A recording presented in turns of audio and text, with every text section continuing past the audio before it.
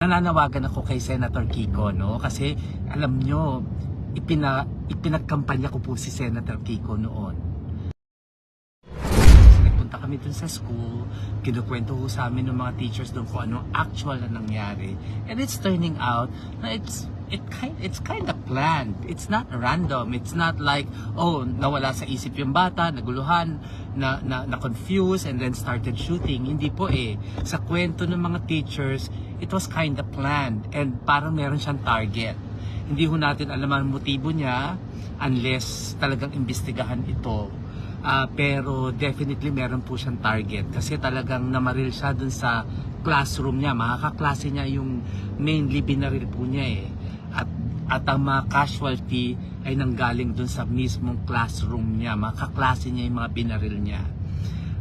So parang ako ho nandun lang ako sa, sabi ko nga kay Robin kanina, sana maintindihan ng mga senador at I'm actually parang nananawagan ako kay Senator Kiko, no? Kasi alam nyo, ipinagkampanya ko po si Senator Kiko noon.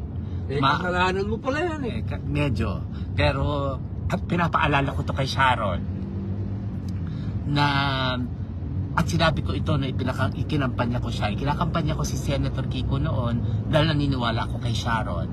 Pero Sharon, naniniwala. Ngayon, nananawagan ako sa iyo na parang hindi na yata ako naniniwala.